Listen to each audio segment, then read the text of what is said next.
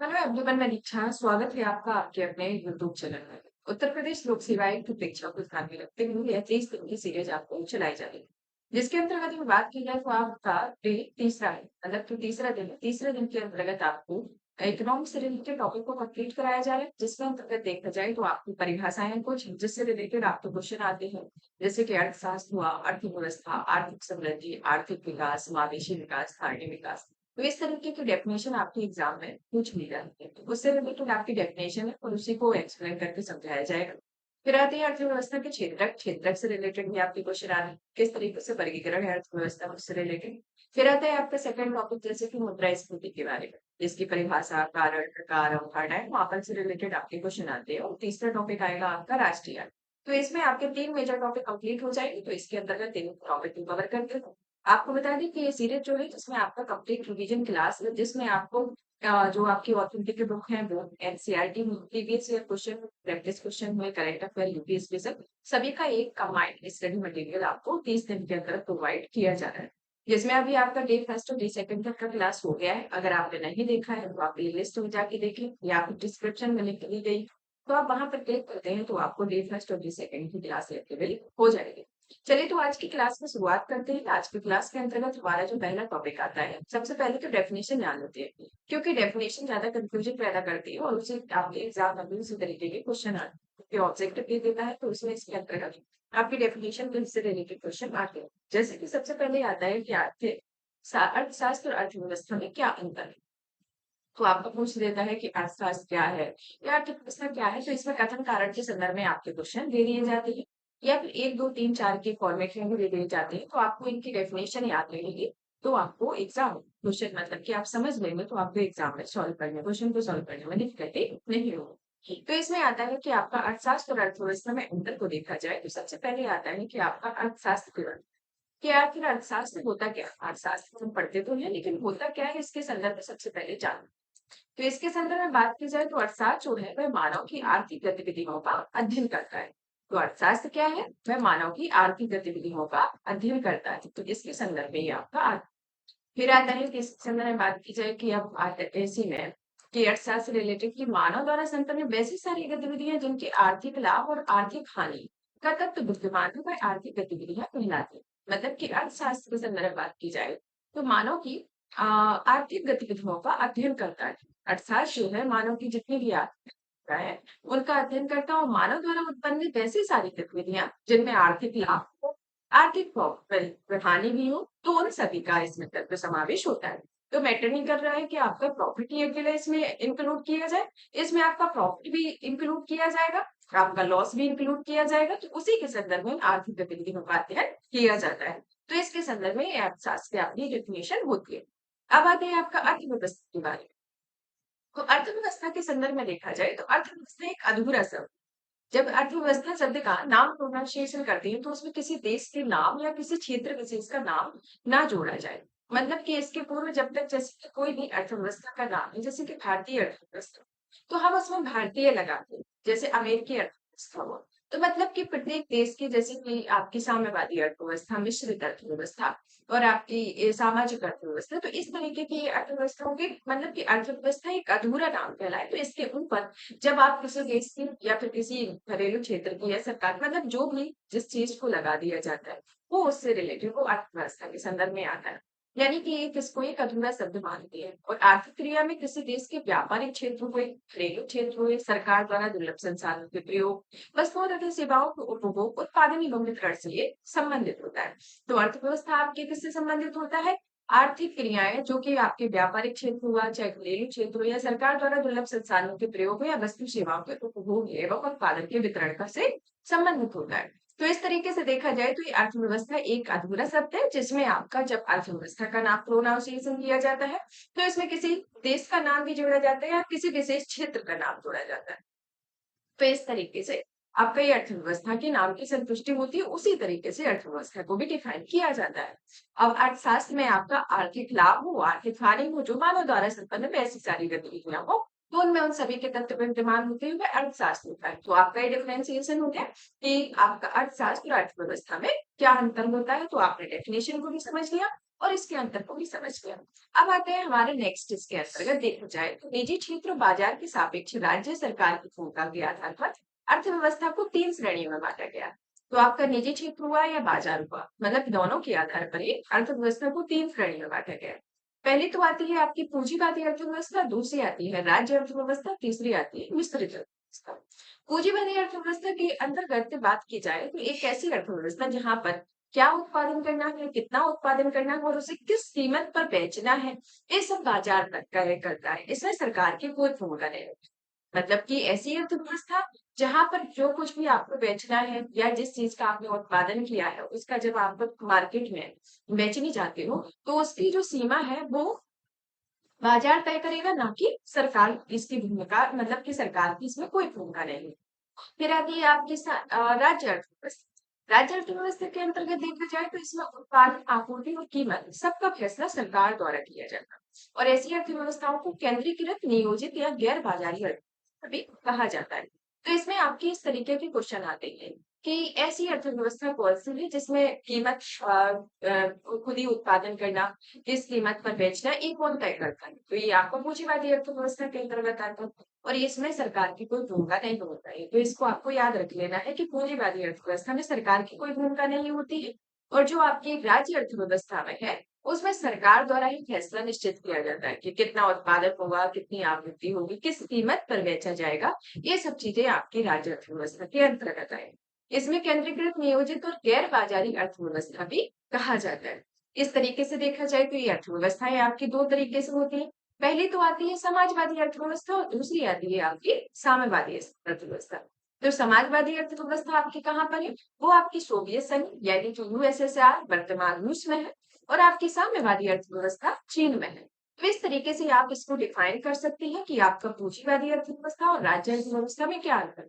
पूंजीवादी अर्थव्यवस्था में जो कुछ तय करता है वो बाजार तय करता है।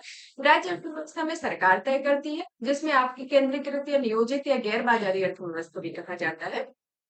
जो दो तरीके से है, एक तो समाजवादी अर्थव्यवस्था जो यूएसएसआर की सत्ता है और आपकी साम्यवादी अर्थव्यवस्था जो कि चीन की अर्थव्यवस्था है। तो इसके अंतर्गत आता है। अब मिश्रित अर्थव्यवस्था के अंतर्गत बात की जाए तो इसमें आता है, इसमें कुछ लक्षण है जैसे कि राज्य अर्थव्यवस्था के मौजूद रहते हैं, कुछ पूंजीवादी अर्थव्यवस्था के होते हैं। ये दोनों का एक मिला जुला और ये जो अर्थव्यवस्था है वह भारत, मलेशिया, इंडोनेशिया आदि देशों में इस तरीके की अर्थव्यवस्था, ये मिश्रित अर्थव्यवस्था की पाई जाती है। तो आपको याद रखना है कि पूंजीवादी अर्थव्यवस्था कैसी अर्थव्यवस्था है? बाजारीकृत अर्थव्यवस्था है। राज्य अर्थव्यवस्था में जो कुछ तय करता है सरकार करता है। मिश्रित अर्थव्यवस्था में देखा जाए तो इसमें पूंजीवादी अर्थव्यवस्था के भी गुण होते हैं, राज्य अर्थव्यवस्था के भी गुण होते हैं। और ऐसी अर्थव्यवस्था हमारे भारत में है, मलेशिया में, इंडोनेशिया जैसे आदि देशों में आती है। तो इस तरीके से इन व्यवस्थाओं का मतलब कि अर्थव्यवस्थाओं के संदर्भ में आता है। आपके इसी रिलेटेड क्वेश्चन भी पूछे जाते हैं, जैसे कि मिश्रित अर्थव्यवस्था की डेफिनेशन पूछ लिया जाता है, पूंजीवादी अर्थव्यवस्था की डेफिनेशन, राज्य अर्थव्यवस्था की डेफिनेशन और यहाँ तक कि ये भी पूछा जाता है कि किस देश में कौन सी अर्थव्यवस्था है। तो आपको याद रखना है कि भारत में मिश्रित अर्थव्यवस्था है, उसके साथ साथ मलेशिया, इंडोनेशिया आदि देशों में भी है। राज्य अर्थव्यवस्था आपकी समाजवादी अर्थव्यवस्था शोबेश है और साम्यवादी अर्थव्यवस्था चीन के पास है। तो इस तरीके से देखा जाए तो ये अर्थव्यवस्थाओं के प्रमुख क्षेत्र आते हैं। अब एक तरीके से देखा जाए तो 1776 में प्रकाशित एडम स्मिथ की किताब द वेल्थ ऑफ नेशन में पूंजीवादी अर्थव्यवस्था का उद्गम स्रोत कहा हुआ है। मतलब कि जो पूंजीवादी अर्थव्यवस्था है उसका उद्गम स्रोत किसको कहा गया है? जो 1776 में एडम स्मिथ की किताब प्रकाशित की गई थी उसको पूंजीवादी अर्थव्यवस्था का उद्गम स्रोत कहा गया है। अब एक डेफिनेशन को देख लेते हैं बंद अर्थव्यवस्था के बारे में। बंद अर्थव्यवस्था से रिलेटेड भी आपके क्वेश्चन पूछे जा चुके हैं कि बंद अर्थव्यवस्था क्या है। अब बंद अर्थव्यवस्था के संदर्भ में बात की जाए तो ऐसी अर्थव्यवस्था जहां तो ना तो आयात होता है ना ही निर्यात होता है।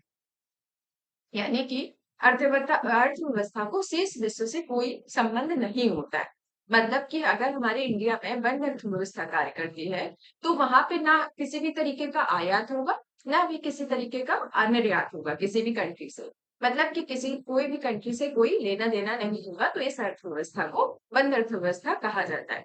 ऐसा आपका क्वेश्चन एग्जाम में पूछा जा चुका है। डायरेक्ट ये बंद अर्थव्यवस्था से क्वेश्चन पूछा गया है और उसमें आपके ऑप्शन के संदर्भ में भी दिए गए। अब आते हैं अर्थव्यवस्था के क्षेत्रक के बारे में। तो क्षेत्रक के संदर्भ में देख लेते हैं क्योंकि आपके ये जो क्षेत्रक है, क्षेत्रक में आपके एग्जाम्पल पूछ लिए जाते हैं कि कौन सा एग्जाम्पल किस क्षेत्र के अंतर्गत आता है। तो सबसे पहले बात की जाए तो आपका आता है प्राथमिक क्षेत्र, दूसरा आता है द्वितीय क्षेत्र, तीसरा आता है तृतीय क्षेत्र। तो प्राथमिक क्षेत्र के अंतर्गत बात की जाए तो अर्थव्यवस्था का वह क्षेत्र जो प्रत्यक्ष रूप से पर्यावरण पर निर्भर करता है, जैसे कि आपका कृषि हुआ, वानिकी हुआ, मत्स्य पालन हुआ, ये इत्यादि जो होते हैं वह प्राथमिक क्षेत्र के अंतर्गत आते हैं। मतलब कि अर्थव्यवस्था का वह क्षेत्र जो कि प्रत्यक्ष रूप से पर्यावरण पर निर्भर करता है। आपका एग्रीकल्चर, वानिकी, मत्स्य पालन जो आपका डायरेक्टली एनवायरमेंट पर निर्भर करता है, वो आपका प्राथमिक क्षेत्र के अंतर्गत आता है। फिर आता है आपका द्वितीय क्षेत्र। तो द्वितीय क्षेत्र के अंतर्गत बात की जाए तो इसमें अर्थव्यवस्था का वह क्षेत्र होता है जो प्राथमिक क्षेत्र के उत्पादों को अपनी गतिविधियों में कच्चे माल की तरह उपयोग करता है, जैसे कि विनिर्माण हुआ, विद्युत ग्रहण हुआ। तो इस तरीके से देखा जाए तो इसमें दो तरीके से आते हैं कि ऐसा क्षेत्र जो प्राथमिक क्षेत्रों के उत्पादों को अपनी गतिविधियों में कच्चे माल की तरह उपयोग करता है, विनिर्माण और विद्युत क्षेत्र। मतलब कि प्राथमिक क्षेत्र से जो सामान आया है उसको द्वितीय क्षेत्र के अंतर्गत उनको कच्चे माल की तरह उसका उपयोग करना, वो एक विनिर्माण क्षेत्र और विद्युत गैस के संदर्भ में आता है। अब आता है तृतीय क्षेत्र। तो तृतीय क्षेत्र के संदर्भ में बात की जाए तो इसमें विभिन्न तरह की सेवाओं का उत्पादन होता है, जैसे कि आपका व्यापार, परिवहन, होटल, लोक प्रशासन इत्यादि तरह की जो सेवाएं दी जाती हैं वो तृतीय क्षेत्र के अंतर्गत आती है। तो आपके अर्थव्यवस्था के कितने क्षेत्रक है? तीन क्षेत्रक है, जिसमें प्राथमिक क्षेत्रक, द्वितीय क्षेत्रक और तृतीय क्षेत्रक। प्राथमिक क्षेत्र में प्रत्यक्ष रूप से जो पर्यावरण पर निर्भर होता है, जैसे कृषि, वानिकी, मत्स्य पालन। द्वितीय क्षेत्र के अंतर्गत वो होता है जिसमें प्राथमिक क्षेत्र के उत्पादों को अपनी गतिविधियों में कच्चे माल की तरह उपयोग करते हैं, जैसे कि विनिर्माण, विद्युत ग्रहण, गैस। और आपके तृतीय क्षेत्र के अंतर्गत वो क्षेत्र होंगे जो कि विभिन्न तरह की सेवाओं का उत्पादन करते हैं, जैसे व्यापार, परिवहन, होटल, लोक प्रशासन इत्यादि इसके अंतर्गत आते हैं। तो इस तरीके से देखा जाए तो आपके तीन तरीके के अर्थव्यवस्था के क्षेत्र होते हैं। और आपकी तीन तरह की इकोनॉमी होती है, कौन कौन सी? पूंजीवादी अर्थव्यवस्था, राज्य अर्थव्यवस्था और एक मिश्रित अर्थव्यवस्था। क्षेत्र कौन कौन से होते हैं? तीन होते हैं, एक प्राथमिक क्षेत्र, द्वितीय क्षेत्र और तृतीय क्षेत्र।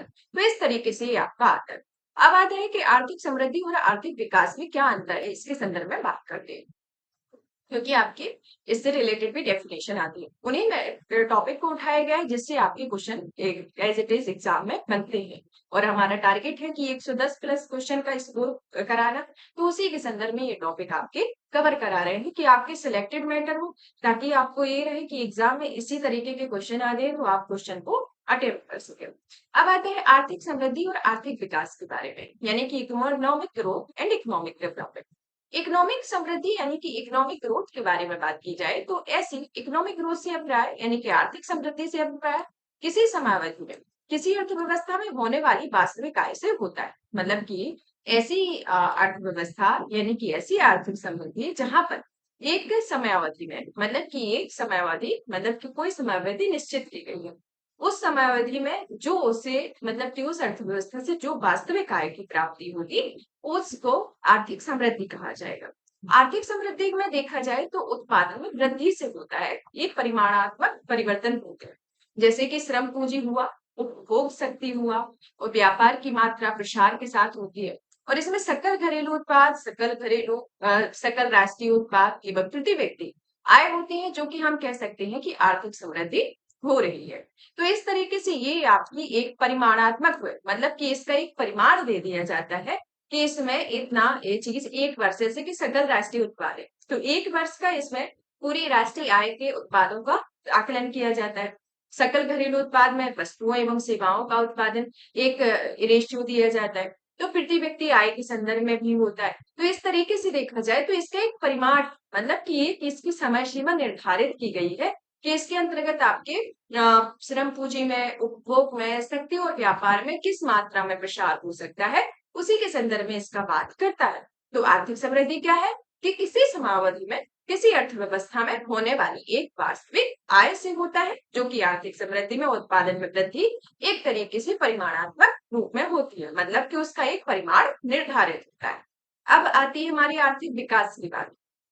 तो आर्थिक विकास की बात की जाए, आर्थिक विकास जो देखा जाए तो आर्थिक विकास की जो अवधारणा है वो आर्थिक समृद्धि से व्यापक है, क्योंकि ये इसका तो परिमाण निर्धारित कर दिया गया है कि इसका ये चीज होगा, ऐसा होगा। लेकिन आर्थिक विकास जो है वो एक तरीके से व्यापक है, जिसमें आपके सामाजिक, सांस्कृतिक, आर्थिक, गुणात्मक और परिमाणात्मक सभी परिवर्तन इससे संबंधित होते हैं। तो इसमें आपका आर्थिक समृद्धि में केवल परिमाणात्मक परिवर्तन होते हैं, और इसमें देखा जाए तो आपके सामाजिक, आर्थिक, गुणात्मक और परिमाणात्मक सभी परिवर्तनों का एक तरीके से समामेलन देखने को मिलता है।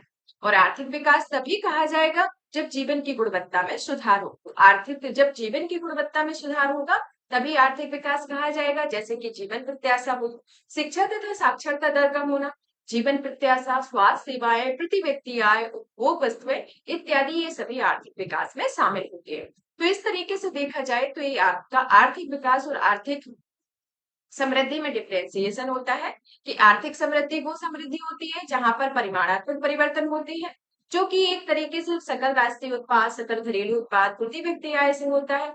और इसमें जो आर्थिक विकास होता है वो आर्थिक समृद्धि से व्यापक होती है, जिसमें सामाजिक, आर्थिक, गुणात्मक और आपके परिमाणात्मक सभी परिवर्तनों का एक समावेलन होता है। और इसका मैटर मतलब कि आर्थिक विकास को तभी कहा जाएगा जब जीवन की गुणवत्ता में सुधार हो, तो वही आर्थिक विकास होगा। तो ये डेफिनेशन आपको याद रखना। अब आता है कि आर्थिक विकास की मापक के बारे में, आपके मापक से रिलेटेड क्वेश्चन पूछे जाते हैं।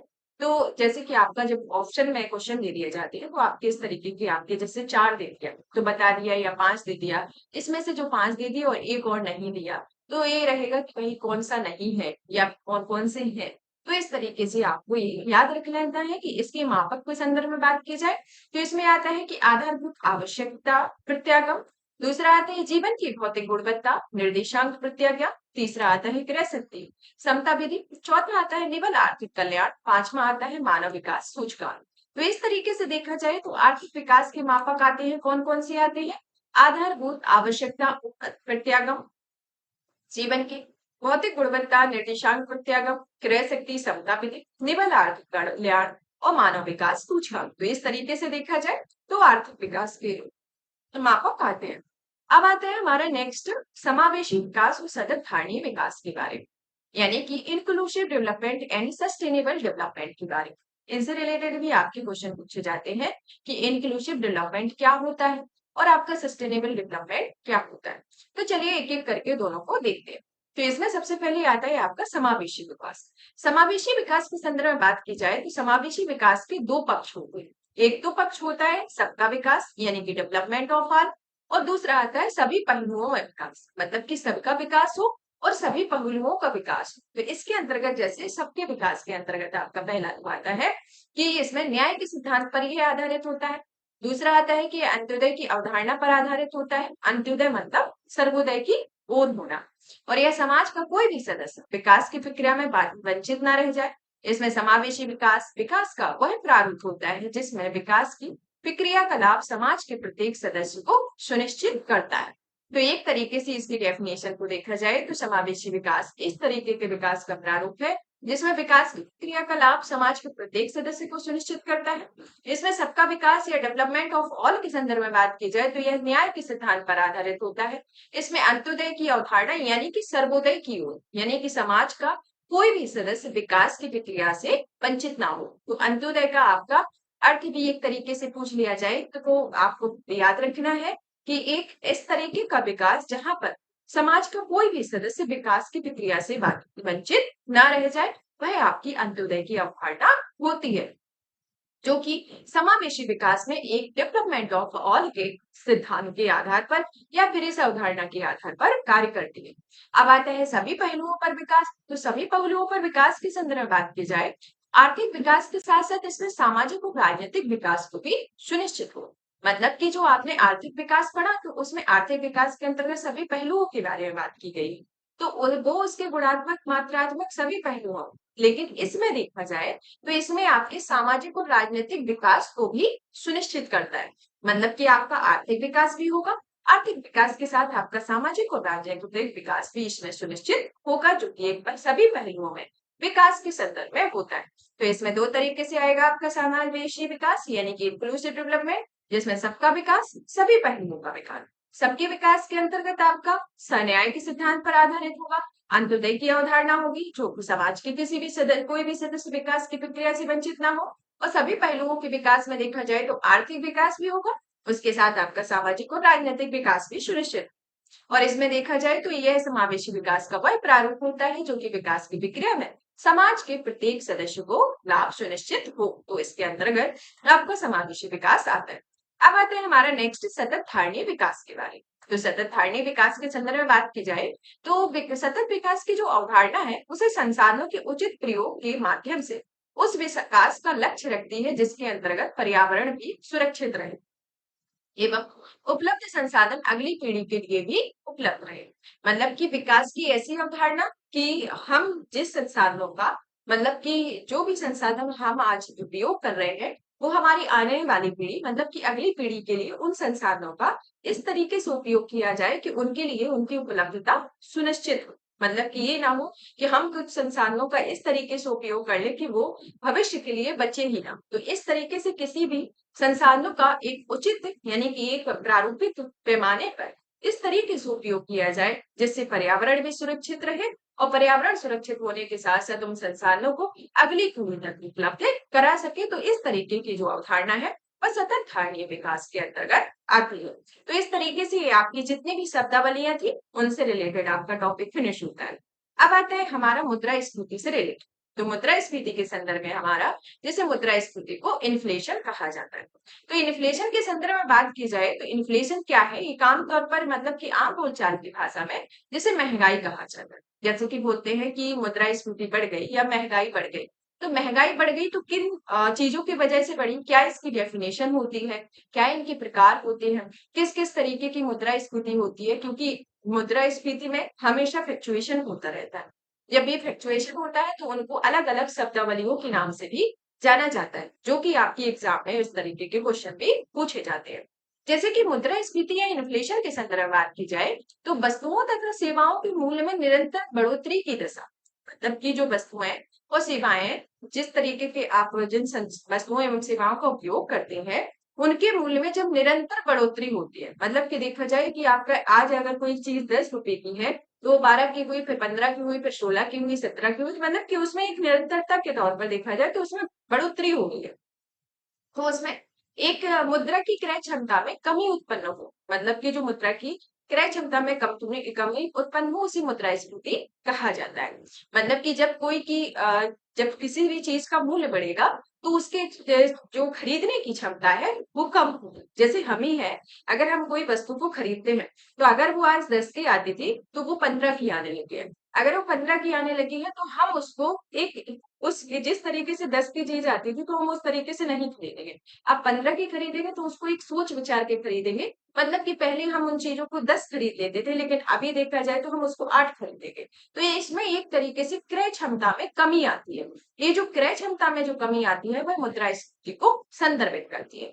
आम बोलचाल की भाषा में इसे महंगाई कहा जाता है, परंतु वास्तव में महंगाई जो होती है वह मुद्रास्फीति का एक कारक होती है और मुद्रास्फीति के कारण ही हमारी अर्थव्यवस्था पर विपरीत असर पड़ता है। तो इस तरीके से देखा जाए तो ये चेन इस तरीके से चलती है कि अगर वस्तु एवं सेवाओं में निरंतर बढ़ोतरी होती है तो इन बढ़ोतरी के कारण क्रय क्षमता में कमी होगी जिससे मुद्रास्फीति होगी। मुद्रास्फीति जो देखा जाए एक महंगाई का कारक है और महंगाई जो है वह मुद्रास्फीति पर हमारी अर्थव्यवस्था पर एक विपरीत असर डालता है। तो इस तरीके से ये एक सीक्वेंस चलता है। मुद्रास्फीति का इस तरीके से अगर चलती है तो इसका प्रभाव समाज के निर्धन वर्ग पर भी पड़ता है जिसके कारण देखा जाए तो ऋण ऋण देने वाले को हानि होती है जबकि लेने वाले को लाभ होता है। मतलब कि जो ऋण लेता है उसको तो मतलब कि जो ऋण देता है उसको हानि होती है लेकिन जो लेने वाला होता है उसको लाभ होता है। तो इस तरीके से एक क्रिया चलती है। आपका इस तरीके के से क्वेश्चन में पूछा जाता है कि मुद्रास्फीति में किसको लाभ होता है, किसको हानि होती है। तो जो ऋण देने वाला होता है उसको हानि होती है और जो लेने वाला होता है उसको लाभ होता है। अब आते हैं हमारी मुद्रास्फीति के 3 प्रमुख प्रकारों के रूप में जो वर्गीकरण किया गया उनके बारे में। क्योंकि कारण के आधार पर भी आपके मतलब कि जिस तरीके से ये प्रकार हैं उनसे रिलेटेड आपके अलग-अलग डायमेंशन में क्वेश्चन पूछे जाते हैं कि मतलब कि ये मांग जनित मुद्रास्फीति क्या होती है, लागत जनित मुद्रास्फीति क्या होती है, संरचनात्मक मुद्रास्फीति क्या होती है। तो इनकी डेफिनेशन को दे दिया जाता है। तो इसके संदर्भ में आपको याद रखना है। तो आप ये एक-एक करके समझ लेते हैं कि डिमांड पुल इन्फ्लेशन यानी कि मांग जनित या मांग प्रेरित मुद्रास्फीति क्या होती है। इस मुद्रास्फीति के बारे में बात की जाए तो यह किसी भी अर्थव्यवस्था में मांग में बढ़ोतरी के कारण उत्पन्न होती है। इसके नाम से ही स्पष्ट हो रहा है कि जब मांग बढ़ेगी अर्थव्यवस्था में तो इस बढ़ोतरी के कारण मांग जनित मुद्रास्फीति होगी। यदि आय में बढ़ोतरी के कारण, रोजगार के अतिरिक्त अवसरों के कारण, बैंकों से आसानी से कम ब्याज दर पर ऋण की प्राप्ति के कारण और सरकार के सार्वजनिक व्यय में बढ़ोतरी के कारण और अर्थव्यवस्था में मुद्रा का प्रवाह अर्थात तरलता बढ़ जाए तथा उपभोक्ता के पास अधिशेष राशि बचती है, तो इस तरीके से देखा जाए तो ये एक मांग में जब बढ़ोतरी होती है तो ये स्थिति होती है जिसमें आय में बढ़ोतरी के कारण हो, रोजगार के अतिरिक्त अवसरों के कारण हो, बैंकों से आसानी से कम ब्याज दर पर ऋण की प्राप्ति के कारण हो या सरकार के सार्वजनिक व्यय में बढ़ोतरी के कारण हो, जिसमें अर्थव्यवस्था के मुद्रा का प्रवाह अर्थात तरलता बढ़ जाए तथा उपभोक्ता के पास अधिशेष धनराशि बचती है। तो इसके संदर्भ में बात की जाए तो आपकी मांग जनित या मांग प्रेरित मुद्रास्फीति होती है। इसका प्रयोग जो है वह अधिक से अधिक उपभोग के उद्देश्य से होता है जिससे मांग में बढ़ती है, और यदि बढ़ी हुई मांग की सही मात्रा में सही समय पर आपूर्ति ना हो पाए तब मूल्यों में बढ़ोतरी होती है जिसे मांग प्रेरित मुद्रास्फीति कहा जाता है। मतलब कि ऐसी मुद्रास्फीति जहां पर उपभोग अधिक से अधिक उद्देश्यों के लिए किया जाए, मतलब कि इसका प्रयोग अधिक से अधिक उपभोग उद्देश्य से होता है जिसमें मांग तो बढ़ती है और यह बढ़ी हुई मांग की जो सही मात्रा है इसमें सही समय पर जब आपूर्ति ना हो पाए तब मूल्यों में बढ़ोतरी होती है, तो इसे मांग प्रेरित मुद्रास्फीति कहा जाता है। अब दूसरी मुद्रास्फीति आती है आपकी लागत जनित या प्रेरित मुद्रास्फीति। यह जो मुद्रास्फीति है इसमें उत्पादन की प्रक्रिया में लागत में बढ़ोतरी के कारण उत्पन्न होती है, और यदि कच्चे माल या किसी अन्य प्रकार के उत्पादन व्यय में बढ़ोतरी हो जाए तो अंतिम उत्पादित वस्तु अथवा प्रदान की गई सेवा स्वतः महंगी हो जाती है। मैंने कि जब उत्पादन की प्रक्रिया की लागत में बढ़ोतरी होती है, जैसे कि कोई वस्तु उत्पादन की है और उसकी जो लागत है उसमें बढ़ोतरी के कारण जो बढ़ोतरी हुई है, यानी कि किसी कच्चे माल या किसी अन्य प्रकार के उत्पादन के व्यय में बढ़ोतरी होती है, तो जो उनकी अंतिम उत्पादित वस्तु और सेवा है वह स्वतः ही महंगी हो जाती है। मतलब कि जिस तरीके से जिस को उत्पादित किया गया है, अगर उसके कच्चे माल में ही के उत्पादन में बढ़ोतरी हो जाती है तो जो वस्तुएं एवं सेवाएं होंगी वो स्वतः ही महंगी हो जाएंगी। वैसे किसी भी चीज कोई भी चीज है, अगर आपने किसी चीज का उत्पादन किया है, पहले आप किसी और मतलब कि आप देखा जाए तो 50 के रुपए की लागत से आप किसी भी चीज का उत्पादन करते थे। अभी देखा जाए तो वो 60 रुपए की लागत में कर रहे हैं। तो जब वो आगे जाएगी, मतलब कि जब उसका उत्पादन होगा और ये प्रक्रिया जब आगे बढ़ेगी तो उसमें देखा जाए तो जो उसकी अंतिम उत्पादित वस्तु है, मतलब कि वो जिसका उत्पादन किया गया है, जो प्रोडक्ट बनाया गया है, वो अगर आगे जाएगा तो उसकी जो वस्तु बनेगी तो वो ही स्वतः महंगी हो जाएगी, क्योंकि आपकी जब उत्पादन प्रक्रिया है उसमें बढ़ोतरी हुई है तो इसके कारण जो आपकी वस्तु होगी उसमें भी एक महंगाई देखने को मिलेगी। जैसे कि अंतरराष्ट्रीय बाजार में कच्चा तेल महंगा हो जाए तो डीजल स्वतः ही महंगा हो जाएगा। तो ये एक आप सिनेरियो देख सकते हैं, ये आपको एग्जाम्पल के तौर पर बताया गया है। अब आती है आपकी तीसरे तरीके की मुद्रास्फीति। तीसरे तरीके की मुद्रास्फीति में आता है, ये होती है आपकी संरचनात्मक या स्ट्रक्चरल इन्फ्लेशन के बारे में। यह किसी भी अर्थव्यवस्था में संरचनात्मक समस्याओं के कारण उत्पन्न होती है। जो आपकी संरचनात्मक समस्याएं उनके कारण एक मुद्रास्फीति उत्पन्न होती है।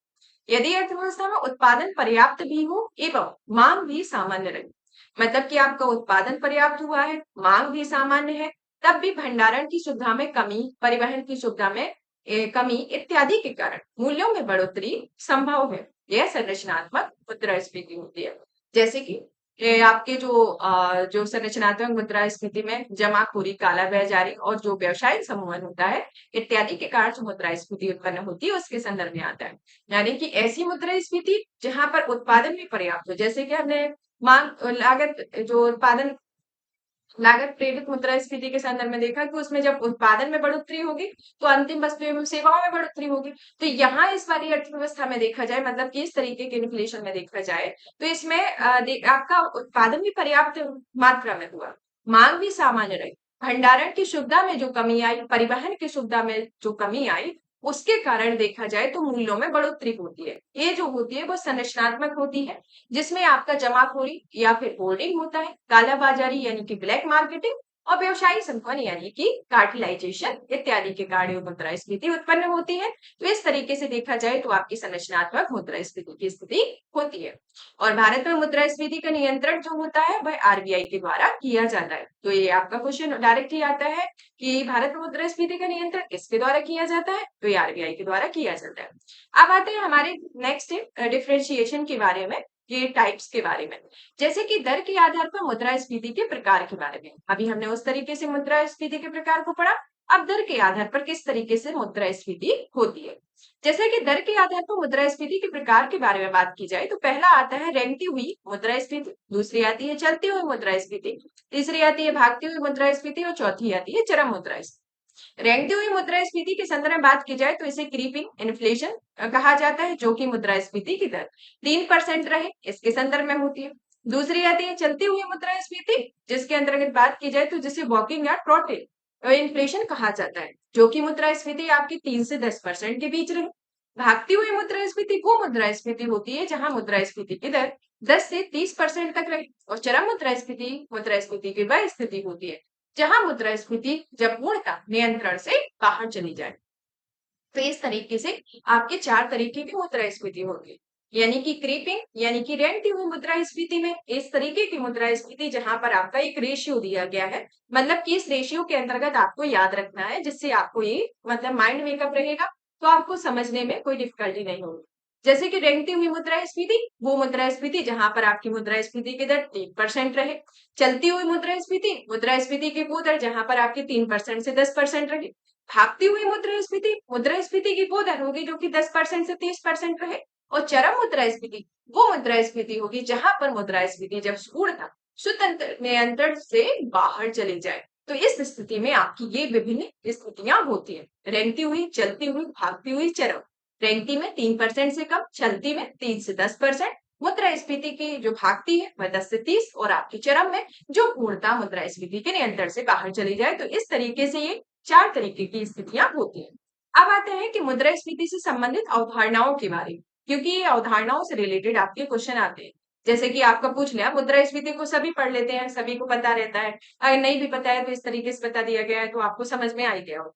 लेकिन अब ये होता है कि अपस्फीति क्या होता है, अविस्फीति क्या होता है, तो इनसे आपकी जो शब्दावलियां हैं इनसे रिलेटेड क्वेश्चन आते हैं। जैसे कि मुद्रास्फीति या मुद्रा अपस्फीति के बारे में, जिसे डिफ्लेशन कहा जाता है। इसका डिफ्लेशन मतलब कि कई बार क्या होता है कि आपका इंग्लिश में पूछ लिया जाता है।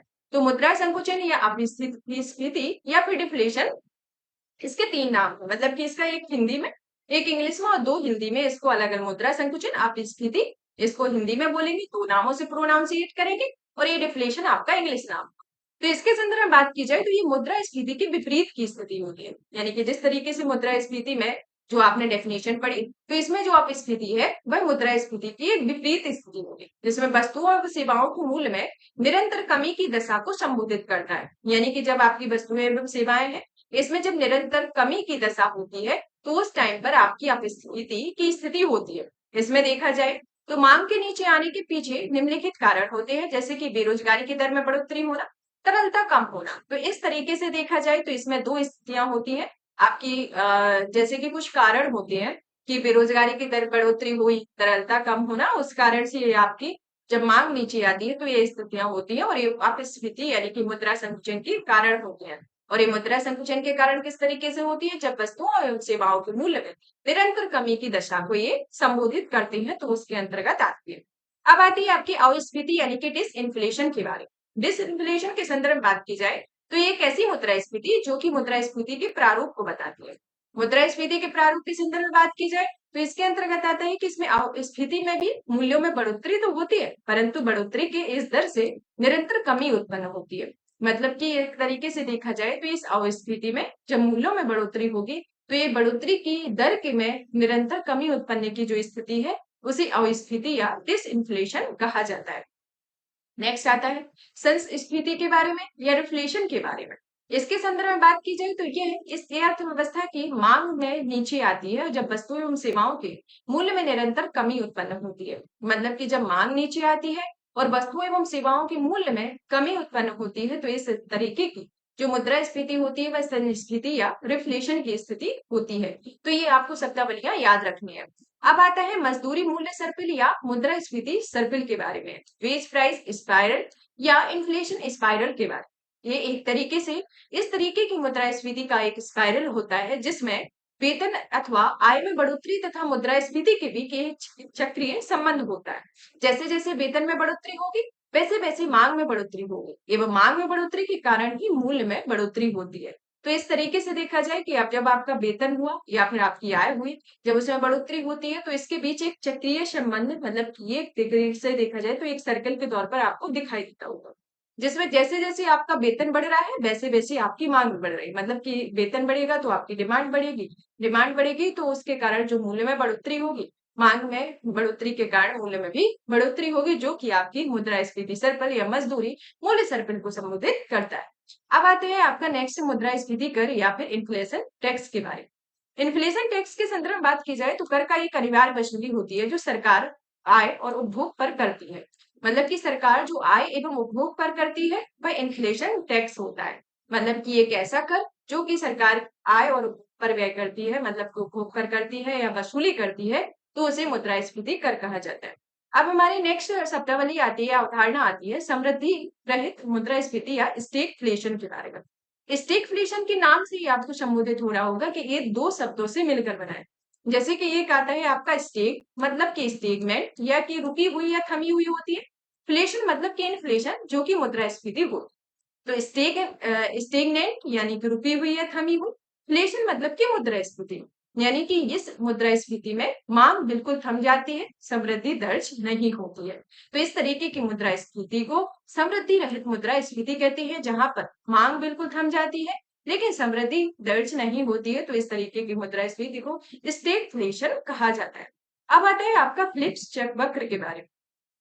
फिलिप्स वक्र के संदर्भ में बात की जाए तो ये वक्र जो है आपके इस तरीके के वक्र पूछे जाते हैं कि आपका बेरोजगारी और मुद्रास्फीति के संदर्भ में कौन कौन सा वक्र होगा। मतलब कि आपके 4 अलग अलग वक्र के नाम दे दिए जाएंगे, उसमें से आपको बताना होगा कि कौन सा वक्र होगा। तो इसमें फिलिप्स वक्र आता है। तो फिलिप्स वक्र के संदर्भ में आपको याद रखना है कि बेरोजगारी और मुद्रास्फीति के बीच एक सामान्य संबंध होता है। जैसे जैसे बेरोजगारी बढ़ेगी मुद्रास्फीति भी नीचे आएगी। तो इस तरीके का आप एक ग्राफ देख सकते हैं जिसमें आपको इसमें इन्फ्लेशन जो रेट दी गई है कि इसमें आपका इन्फ्लेशन रेट बढ़ेगा, उसी तरीके से आपकी बेरोजगारी की दर भी बढ़ेगी। तो इस तरीके से ये स्थिति आपको संदर्भित करती है जो कि आपके फिलिप्स वक्र को बताती है, जिसमें यहाँ आपका 2%, 3%, 4%, 5, तो इस तरीके से ये आपके इन्फ्लेशन रेट को बताता है। और यहाँ पर देखा जाए तो ये अनएम्प्लॉयमेंट यानी कि बेरोजगारी की दर जिस तरीके से बढ़ रही है उसके संदर्भ में इस वक्र को इस तरीके से डिजाइन किया गया है। तो ये आपको याद रखना है कि जो आपका फिलिप्स वक्र होता है वह बेरोजगारी और मुद्रास्फीति के बीच एक सामान्य संबंध को संबोधित करता है, तो इसके अंतर्गत आता है। अब आता है कि मुद्रास्फीति की गणना के बारे में यानी कि कैलकुलेशन ऑफ इन्फ्लेशन के बारे में। आपने मुद्रास्फीति की जो जो अवधारणा है, जो इनके प्रकार है, इनके बारे में समझा। अब जानते हैं कि मुद्रास्फीति की जो गणना है यानी कि इसका कैलकुलेशन किस आधार पर किया जाता है। तो ये आमतौर पर देखा जाए तो भारत में कैलकुलेशन दो तरीके से होता है। एक होता है होलसेल प्राइस इंडेक्स जिसे डब्ल्यूपीआई कहा जाता है, दूसरा आता है आपका कंज्यूमर प्राइस इंडेक्स जिसे सीपीआई कहा जाता है। अब इसकी डेफिनेशन को देखा है, मतलब कि इसके सूचकांकों के संदर्भ में देखा जाए तो किसी देश में मुद्रास्फीति की गणना के उद्देश्य से सूचकांकों का उपयोग किया जाता है। यानी कि कोई भी देश हो, चाहे इंडिया हो या फिर अदर कंट्री कोई भी हो, वहां पर अगर मुद्रास्फीति की गणना करनी है तो उसके लिए कुछ सूचकांक निर्धारित किए गए हो। उन सूचकांकों के आधार पर ही वहां मुद्रास्फीति की गणना की जाती है। तो भारत में के संदर्भ में देखा जाए तो इसमें दो तरीके के सूचकांकों का उपयोग किया जाता है। एक आता है आपका थोक मूल्य सूचकांक जिसे होलसेल प्राइस इंडेक्स कहा जाता है, दूसरा आता है उपभोक्ता मूल्य सूचकांक जिसे कंज्यूमर प्राइस इंडेक्स कहा जाता है। अब आता है आपका थोक मूल्य सूचकांक। इसके संदर्भ में बात की जाए तो ये सूचकांक जो है वह एक तरीके से डब्ल्यूपीआई के अंतर्गत वस्तुओं के मूल्य में होने वाले परिवर्तन को थोक स्तर पर मापता है। मतलब कि कोई भी वस्तु है उसका जो परिवर्तन थोक स्तर पर मापा जाता है। मतलब कि ये थोक और फुटकर दो तरीके के आप प्रोडक्ट जब सेल करते होंगे तो ये होता होगा कि आपने अगर किसी का एमआरपी यानी कि फुटकर में खरीदा है तो आपको उसकी एमआरपी ज्यादा पड़ेगी, लेकिन आप उसी वस्तु को अगर आप थोक में खरीदते हैं तो उसकी वस्तु की जो कीमत है वो आपको कम थोड़ा थोड़ा बहुत कम लेनी पड़ेगी। तो इसके इसी के संदर्भ में आपको समझना है कि जो आपका एक थोक मूल्य सूचकांक होता है, एक कंज्यूमर प्राइस इंडेक्स होता है। थोक मूल्य सूचकांक में क्या होता है कि जो थोक स्तर की वस्तुएं एवं सेवाएं होती हैं यानी वस्तुओं का जो मूल्य होता है उनके परिवर्तन को थोक स्तर पर मापा जाता है। और इनमें आंकड़ों के लिए वर्तमान में प्रत्येक माह में एक बार ये जारी होता है, और जिसे किसके द्वारा जारी किया जाता है? वाणिज्य मंत्रालय के द्वारा इसे प्रकाशित किया जाता है। आपके एक क्वेश्चन पूछा जाता है कि थोक मूल्य सूचकांक को के जो आंकड़े हैं किसके द्वारा प्रकाशित किए जाते हैं, या फिर इसमें किन वस्तुओं का मापन किया जाता है? तो इसमें आपको याद रखना है कि इसमें वस्तुओं के मूल्य में होने वाले परिवर्तन को थोक स्तर पर मापा जाता है। यह प्रत्येक माह में एक बार जारी होती है। इसे वाणिज्य मंत्रालय के द्वारा प्रकाशित किया जाता है। अब आता है कि इसमें डब्ल्यूपीआई की गणना के लिए एक बास्केट का प्रयोग किया गया है, जिसमें देखा जाए तो प्रेजेंट टाइम में टोटल 697 वस्तुएं हैं, और इसमें एक डिफरेंशिएशन है कि इसमें सेवाओं को सम्मिलित नहीं किया जाता है। तो आपको याद रखना है कि डब्ल्यूपीआई की जो गणना होती है, यानी कि जो उसकी बास्केट होती है, उसमें मात्र वस्तुओं को सम्मिलित किया गया है, ना कि सेवाओं को। तो इन वस्तुओं के अंतर्गत आपकी कुल 697 वस्तुएं, 697 वस्तुओं के अंतर्गत बात की जाए तो इसमें कुछ प्राथमिक वस्तुएं होती हैं, कुछ विनिर्मित वस्तुएं होती हैं, कुछ ईंधन, ऊर्जा और इत्यादि वस्तुएं होती हैं। प्राथमिक वस्तुएं यानी कि प्राइमरी गुड्स के अंतर्गत देखा जाए तो इसमें कुल 117 वस्तुएं होती है। विनिर्मित वस्तुओं के अंतर्गत बात की जाए तो इसमें 564 वस्तुएं होती है, और ईंधन या ऊर्जा के अंतर्गत बात की जाए तो इसमें टोटल 16 वस्तुएं होती हैं। तो इस तरीके से इसमें आपका प्राथमिक वस्तुएं, विनिर्मित वस्तुएं, ईंधन और ऊर्जा के अंतर्गत इस तरीके से 697 वस्तुओं को डिवाइड करके बताया गया। प्राथमिक के अंतर्गत आपकी 117, विनिर्मित के अंतर्गत 564, ईंधन और ऊर्जा के अंतर्गत आपकी 16 आती है। तो इस तरीके से ये आपका थोक मूल्य सूचकांक के आधार पर आता है, जिसका एक आधार वर्ष जो है वो आपका 2011-12 आधार वर्ष को निर्धारित किया गया है। तो आपको आधार वर्ष याद रखना है जो आपका 2011-12 रहा है। अब आते हैं नेक्स्ट आपका उपभोक्ता मूल्य सूचकांक या फिर कंज्यूमर प्राइस इंडेक्स के बारे में। कंज्यूमर प्राइस इंडेक्स के संदर्भ में बात की जाए तो यह मुद्रास्फीति की गणना की प्रक्रिया में वस्तुओं तथा कुछ प्रमुख सेवाओं के मूल्य में परिवर्तन को खुदरा स्तर पर यानी कि खुदरा बाजार के स्तर पर मापा जाता है। कंज्यूमर प्राइस इंडेक्स में सीपीआई के अंतर्गत मुद्रास्फीति की गणना की प्रक्रिया में वस्तुओं तथा कुछ प्रमुख सेवाओं के मूल्य में परिवर्तन को खुदरा स्तर पर मापा जाता है, मतलब कि फुटकर के स्तर पर इसको मापा जाता है। थोक मूल्य सूचकांक में थोक स्तर पर मापा जाता है। इसके अंतर्गत जो बात की जाए तो इसमें आपके सीपीआई के अंतर्गत 4 प्रमुख सूचकांक प्रकाशित होते हैं, जैसे कि आपका CPI for industrial worker, CPI for agriculture labour, CPI for rural labour. तो ये जो होता है ये आपके तीनों लेबर ब्यूरो यानी कि श्रम ब्यूरो के अंतर्गत आते हैं। फोर्थ जो सूचकांक होता है या फोर्थ इंडेक्स जो होता है तो CPI for urban non manual employees, या जैसे सीएसओ यानी कि सेंट्रल स्टैटिस्टिक्स ऑफिस यानी कि केंद्रीय सांख्यिकी कार्यालय के द्वारा जारी किया जाता है, जो कि ministry of statistics and programme implementation या मॉसपी जिसे कहा जाता है कि अंतर्गत कार्य करता है। तो इस तरीके से ये आपके ये सूचकांक होते हैं। अब इन चारों सूचकांकों में मात्र पहला सूचकांक अर्थात सीपीआई को इंडस्ट्रियल वर्कर ही जारी किया गया है, जिसमें अन्य 3 के स्थान पर 3 नए सूचकांक को जारी किया गया। आपको बता दें कि ये जो प्रक्रिया थी यानी कि ये जो सूचकांक थे इनको 4 तरीके से पहले जारी किया जाता था, लेकिन ये जो आपके 4 तरीके थे इनको चेंज करके अभी प्रेजेंट में इसमें 3 नए सूचकांक को जारी किया गया है। इसमें सीपीआई फॉर इंडस्ट्रियल वर्कर को अकेला शामिल किया गया और उसमें अन्य 3 के स्थान पर जो ये आपके 3 दिए गए इनके स्थान पर 3 नए सूचकांक जारी किए गए, जैसे कि सीपीआई अर्बन, सीपीआई रूरल और सीपीआई कंबाइंड, जो कि आधार वर्ष इनका 2016 रखा गया है। तो इसके अंतर्गत ही आता है। तो उसमें देखा जाए तो आपका जो डब्ल्यूपीआई है उसका आधार वर्ष आपका 2011-12 है, और अभी जो सीपीआई है उसका जो आधार वर्ष है जो कि 3 नए सूचकांक जो जारी किए गए हैं इनका आधार वर्ष 2016 रखा गया है। तो इसके अंतर्गत ये आपके आते हैं। तो यहाँ पर मुद्रास्फीति से रिलेटेड जो आपका टॉपिक है वो फिनिश होता है। अब आते हैं हमारा नेक्स्ट टॉपिक। नेक्स्ट टॉपिक आता है राष्ट्रीय आय के संदर्भ में। तो राष्ट्रीय आय के संदर्भ में बात की जाए तो राष्ट्रीय आय के एक ऐसी आय होती है जहां पर किसी वस्तु या किसी भी अर्थव्यवस्था में एक वर्ष के दौरान उत्पादित अंतिम वस्तु एवं सेवाओं का मूल्य राष्ट्रीय आय कहलाता है। मतलब कि जो भी वस्तुएं एवं सेवाएं एक वर्ष के अंदर जितनी वस्तुएं एवं सेवाओं का जिस तरीके से उत्पादन किया गया है वो आपके देश की राष्ट्रीय आय होती है। राष्ट्रीय आय को देखा जाए तो इसकी लागत को भी 2 तरीके से डिवाइड किया गया, एक फैक्टर कॉस्ट, एक मार्केट कॉस्ट। चलिए तो एक एक करके देखते हैं। साथ राष्ट्रीय आय की लागत के संदर्भ में बात की जाए तो लागत जो होती है सिर्फ फैक्टर कॉस्ट या एफसी के नाम से भी जाना जाता है, और मार्केट कॉस्ट जिसे मार्केट प्राइस या फिर प्राइस जो होता है या मार्केट कॉस्ट या मार्केट प्राइस, जिसे एमपी के संदर्भ में संबोधित करता है। तो साधन लागत यानी कि फैक्टर कॉस्ट होती है, वह किसी वस्तु या सेवा के उत्पादन में उपभोग या प्रयुक्त उत्पादक कारकों का एक संपूर्ण मूल्य होता है। मतलब कि जो वस्तुएं एवं सेवाएं हैं, उनके उत्पादन में उपभोग या प्रयुक्त उत्पादक कारकों का जो संपूर्ण मूल्य होता है, जिसमें पूंजी लागत, ऋणों पर मूल्य, ये सब फैक्टर कॉस्ट के अंतर्गत आते हैं। मार्केट कॉस्ट के अंतर्गत वह मूल्य आता है जिसमें एक उपभोक्ता द्वारा किसी वस्तु एवं सेवाओं को खरीदते समय किसी विक्रेता को ये अदा करते हैं।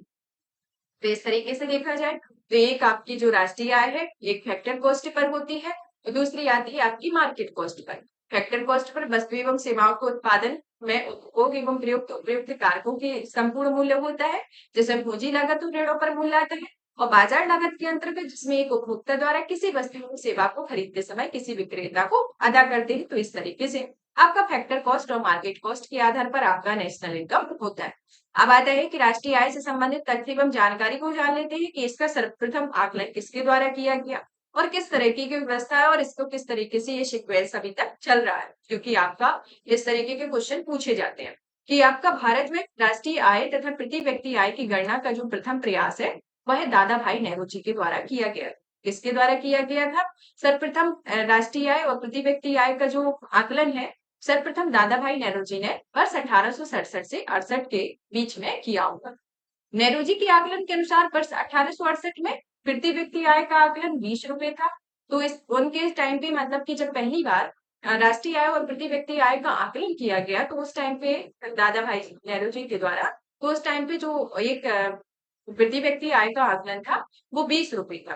फिर आपका 1911 में एप्स रास के द्वारा प्रति व्यक्ति आय का जो आकलन था उसे 49 रुपए बताया गया। फिर जो स्वतंत्रता से पूर्व इस दिशा में प्रथम आधिकारिक प्रयास वाणिज्य मंत्रालय यानी कि आर्थिक सलाहकार कार्यालय के द्वारा जारी किए गए और वर्ष 1949 में भारत सरकार द्वारा नियुक्त राष्ट्रीय आय समिति का अध्यक्ष पीसी महानवोलिस थे और डॉक्टर आर गाडगिल वी के आर बी राव इस समिति के सदस्य थे। तो इसके अंतर्गत एक प्रमुख इनका ऐतिहासिक पृष्ठभूमि है जो आपकी राष्ट्रीय आय से संबंधित है। तो यहाँ देखा जाए तो आपके जो भी टॉपिक थे आज के वो फिनिश होते हैं। नेक्स्ट क्लास में आपके नेक्स्ट टॉपिक को कवर किया जाएगा।